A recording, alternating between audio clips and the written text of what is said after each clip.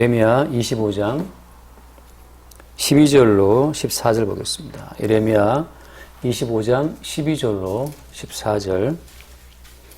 자, 25장 12절 여호와의 말씀이니라. 70년이 끝나면 내가 바벨론의 왕과 그의 나라와 갈대아인의 땅을 그 죄악으로 말미암아 벌하여 영원히 폐허가 되게 하되 내가 그 땅을 향하여 선언한 바 곧 예레미야가 모든 민족을 향하여 예언하고 이 책에 기록한 나의 모든 말을 그 땅에 임하게 하리라. 그리하여 여러 민족과 큰 왕들이 그들로 자기들을 섬기게 할 것이나 나는 그들의 행위와 그들의 손이 행한 대로 갚으리라. 아멘. 오늘은 여호와 하나님께서 왜 이스라엘의 그 바벨론 포로 기간을 그 70년으로 정하셨는가 하는 것에 대해서 그 말씀을 묵상해 보겠습니다. 왜 하나님께서는 70년이라고 하는 이런 딱 정해진 횟수를 가지고 이스라엘을 바벨론의 포로가 되게 했을까요? 70년의 의미에 대해서 좀 우리가 생각을 할 필요가 있습니다. 왜냐하면 항상 이제 우리는 우리 중심, 우리 몸 중심의 시간표를 가지고 인생을 살아가잖아요. 우리가 몇 살인가, 벌써 50인가, 벌써 20살인가, 여러 가지 이제 우리 몸 중심의 시간을 가지고 우리 인생을 평가합니다. 공자가 말한 것처럼 40에 지천명이다, 그러잖아요. 맞나요? 60에 이순이다 하는 것처럼. 우리 몸 중심의 어떤 시간을 가지고 그 시간의 의미를 부여하고 인생을 살아간단 말이죠. 근데 하나님께서 어떤 시간을 말씀하실 때 있는 우리가 가지고 있는 그 시간 개념하고 다른 시간표를 가지고 역사를 끌어가신다고 하는 거예요. 그러니까 우리가 알고 있는 우리 몸 중심의 역사적인 시간을 가지고 성경에 나와 있는 숫자를 대하게 되면 이게 맞지가 않다는 사실. 그리고 이제 우리 역사 중심의 시간 속으로 성경에 나와 있는 시간을 끌고 들어오다 보면 거기에 많은 무리가 생긴다고 하는 거죠. 예를 들면 우리가 예수님께서 언제 오시는 거냐 말이 많지 않습니까? 근데 주님께서는 말씀하시기를 베드로서에 말씀하신 것처럼 천년이 하루 같다. 그러니까 우리가 볼 때 천년인데 그게 주님 보시기에는 하루 같다는 거죠.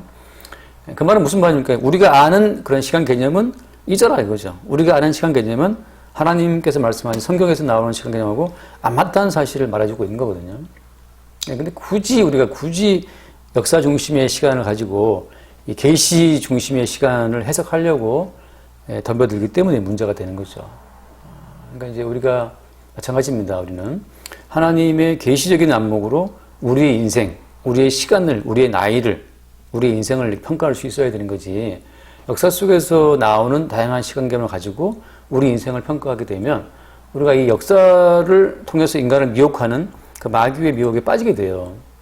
네 나이 벌써 40인데, 네 나이 벌써 30인데 또 뭐 하고 있니? 이렇게 말하게 되면 우리가 뻔한 어떤 그런 그러다 보니까 누구 어떤 가수처럼 내 나이가 70이라 하더라도 지금은 안 간다고 전화해라. 그런 말 요즘에는 안 나오지만 그런 노래도 있지 않습니까? 그러니까 다 그런 말이 왜 나오냐 하면 그냥 세상에서 형성된 역사적인 시간 개념을 갖고 다 사람이 자기를 바라보는 거죠. 근데 성경은 그런 역사적인 시간 개념을 그런 시간 개념을 깨면서 그런 시간 개념을 부정하면서 닥쳐온다고 하는 겁니다. 그러니까 우리가 성경을 볼 때 내 인생을 바라볼 때 세상을 바라볼 때 세상에서 형성된 시간표를 가지고서 역사나 우리 개인의 이 어떤 인생을 볼 필요가 없는 거죠. 없어요. 아무튼. 주님께서는 천년이 하루 같기 때문에 우리 지금 나 50살입니다. 그게 주님 천년이 하루 같은데 50살이면 하루에 도대체 몇 분에 몇 되겠어요? 살지도 않은 거죠.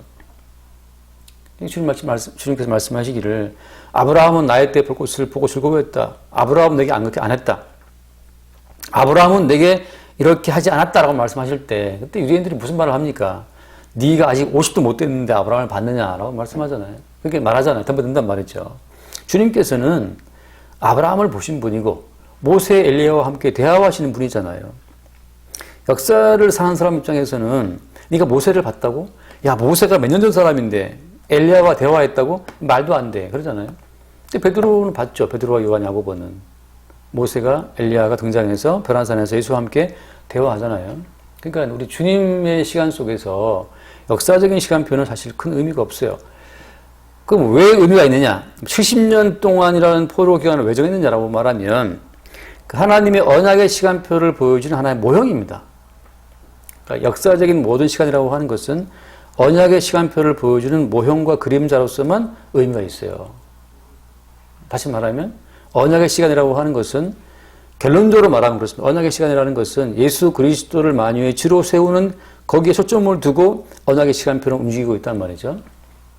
그리고 그 언약의 시간, 그리고 언약의 성취, 언약의 흐름 자체를 하나님은 계속 역사 가운데에서 계속 모형을 일으켜서 계속 그걸 반복적으로 보여주십니다. 성경에 나와 있는 많은 사건들은 다 언약적인 사건을 보여주는 그림자로 등장한 사건이에요. 그러니까 마치 우리의 역사가 대단한 의미가 있는 것처럼, 예를 들면 대한민국은 영원하리라? 그게 웃기는 소리죠. 이스라엘도 영원한 나라가 되기를 바랬지만 어때요? 그거 망했잖아요. 70년 포로 끌려가지 않습니까? 그럼 왜 70년 포로 생활이냐라고 하면 그게 지금 언약을 성취하시는 언약적인 시간 자체를 역사적인 시간 속에 담아서 잠깐 모형으로 나타내시고 증거한 겁니다. 그러니까 우리가 아는 역사적인 시간이라고 하는 것은 언약적 시간의 증거품들이에요. 그냥. 언약적 시간을 증거하는 하나의 증거의 수단으로 동원된 것이 우리가 아는 역사적인 시간이라고 하는 거죠. 그런 점에서 나라들은 계속 망하는 겁니다. 왜? 영원한 나라, 어린 양의 나라가 있다는 사실을 보여주기 위해서 그 어린 양의 나라의 특성을 보여주기 위한 용도로 이 땅에 잠깐 등장한 나라가 이스라엘인 거죠. 지금은 어때요? 지금은 성경에 나와 있는 이스라엘은 없어요. 지금 저기 팔레스타인 이스라엘은 육적인 이스라엘입니다. 인간의 의지가 뭉쳐서 만들어진 이스라엘이지 그 의미가 없어요. 마찬가지로 초대교회로 돌아가자. 초대교회라고 하는 것은 잠깐 거기 참된 예수님의 몸으로 형성되는 참된 교회를 보여주는 모형으로 잠깐 등장했다가 사라지는 겁니다. 모형은 사라져야지 모형이 계속 있으면 안 되거든요. 모형은 사라지라고 모형이에요. 참된 실체를 잠깐 보여주고 사라져. 그게 모형이잖아요. 그 그림자라고. 그래서 우리가 아는 인간의 역사라고 하는 것은 언약의 어떤 성취를 보여주는 그런 과정에서 언약적 실체를 잠깐 보여주고 사라지는 그런 순간순간들로 역사가 구성이 되어 있어요. 그래서 70년 동안 이스라엘이 바벨론의 포로로 끌려가 살잖아요. 그리고 70년 후에 돌아옵니다. 자, 돌아왔을 때 이제 다시 또 바벨론 왕과 그의 나라와 바벨론 땅에 속했던 모든 나라가 동일하게 하나님의 진노의 심판을 받아서 영원히 표가 된다라고 지금 말씀하시거든요. 영원히 표가 되게 한다. 다시 말하면 이게 이제 말하자면 방금 말한 것처럼 언약적인 어떤 그 언약적인 실체를 잠깐 드러낸 이후에는 그냥 역사적인 시간표 자체를 주님께서 없애버리시는 것처럼 바벨론의 시간 자체를 주님이 없애버린다는 거죠. 우리가 예전에 제가 어떤 목사님, 강동구에 사시는 목사님, 강동구인가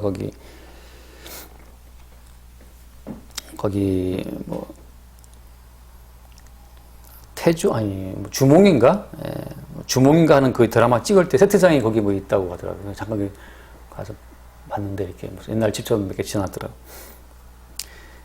이제 그 세트장을 찍어서 다 드라마를 찍고 나서 어때요? 나서는 대부분 세트장을 다 없애버리든지 아니면 이제 특별한 어떤 용도 때문에 관광지로 만들어서 개방하기도 하잖아요.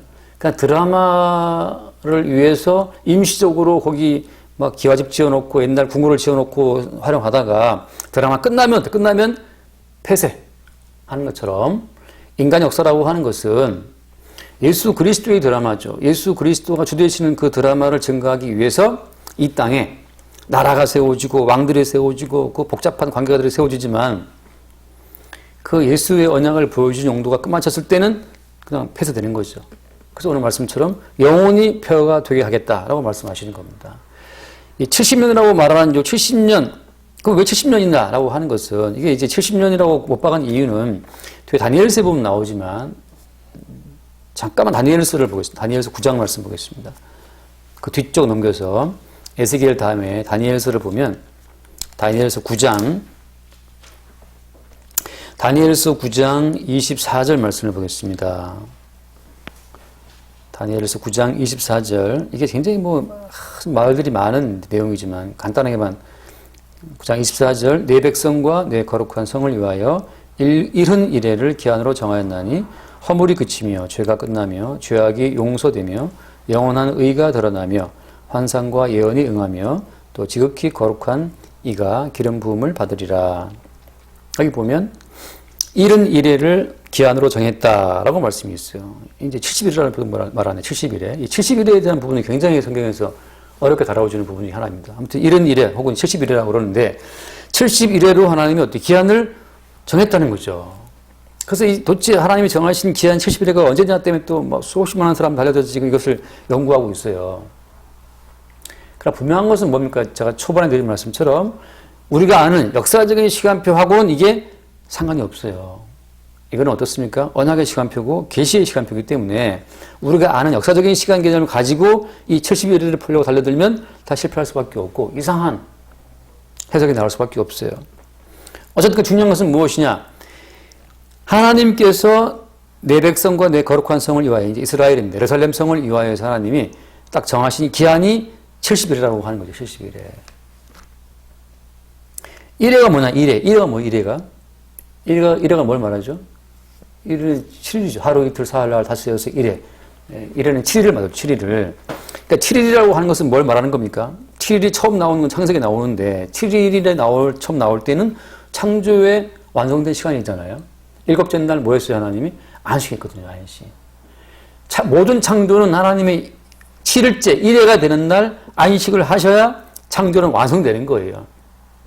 제품을 만들고 마지막으로 이제 포장 다 하고 마지막으로 이제 도장 꽝 찍어갖고 제품을 출하할 때 마지막 모든 검사를 끝내고 포장 마치고 출하하는 그 순간 완성되는 것처럼 안식, 주의 1회 되는 날 안식을 거쳐서 모든 창조는 끝나는 거죠. 완성이 되는 거예요. 그런 것처럼 71이라고 할 때 1회를 뒤에 붙인 이유는 뭐 때문이냐 하면 결국은 모든 창조의 원리가 반복되다가 마지막에 어때? 마지막에 모든 창조의 목적이 완성되는 날이 그게 71회입니다. 71회. 그러면 언제 그 모든 창조, 하나님의 모든 창조의 목적이 완성이 되는 거죠? 창세기만 딱 봐서는 잘 알 수가 없는 게 창세기 속에 들어있는 7일째 창조, 그러니까 그 7일 만한 창조, 6일 만한 창조, 7일째 안식, 그 창조의 원리 그대로가 계속해서 역사 속에서 넓게 적용이 되면서 뻗어나가죠. 그 창조 가운데 벌어진 원리, 다시 말하면 나중에 나오지만 뭐가 나옵니까? 하나님이 모든 천지만을 창조하신 그 목적은 어린 양 예수 그리스도를 만유의 주로 세우시는 데 있다라고 하는 것이 계속 점차 증거되거든요.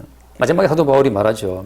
모든 만물 자체가, 모든 만민 자체가 예수 그리스도를 만유의 주로 세우시는 것을 위해서 동원되었다라고 하는 것을 나중에 계시 가운데 사도 바울이 골로새서에서 선언을 한단 말이죠.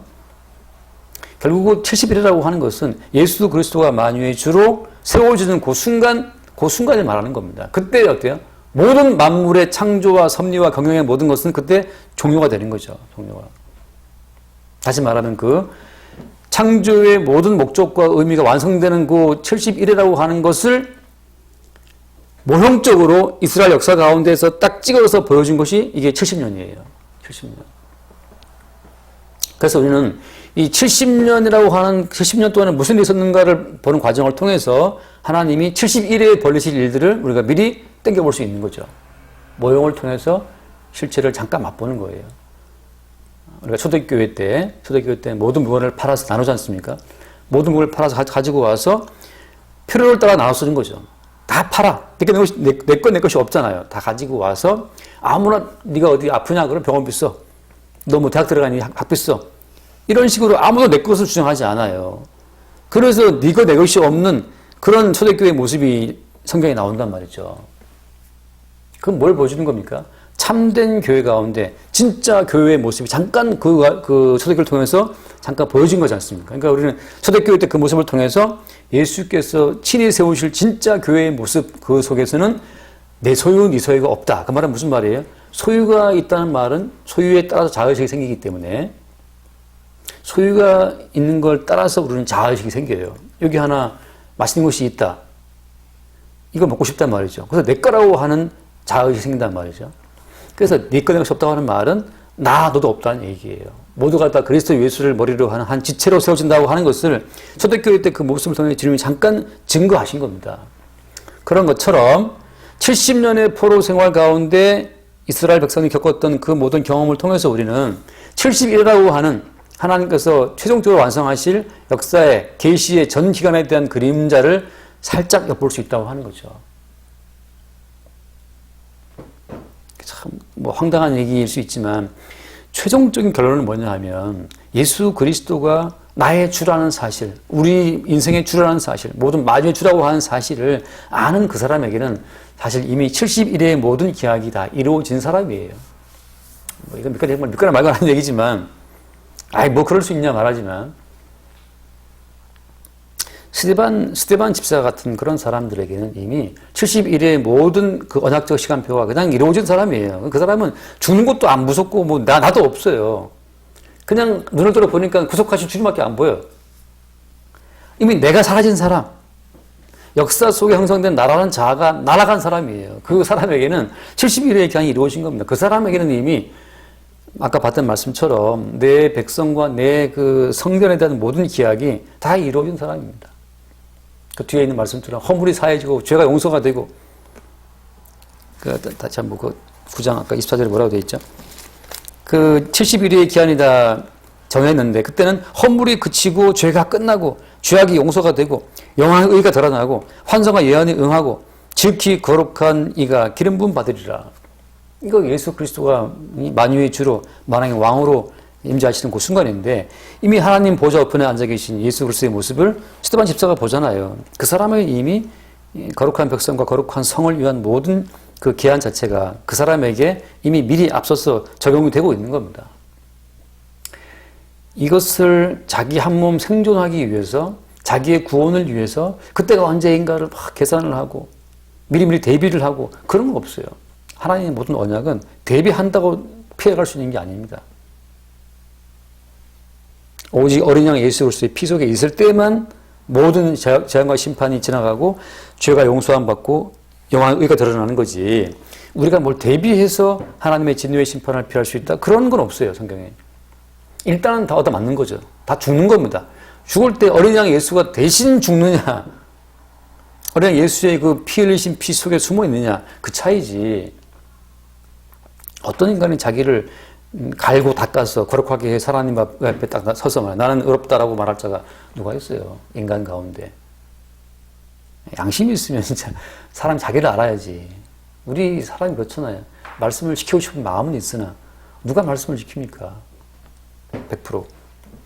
그래서 여기 70년이 끝나면 이제 바벨론 왕과 그의 나라와 갈당의 땅을 그 죄악으로 말미암아 벌해서 영원히 폐가 되게 한다는 말씀처럼 하나님의 언약적인 모든 그 기간이 끝나서 언약이 성취가 되면 주께서 건질 자만 싹 건져내시는 거죠.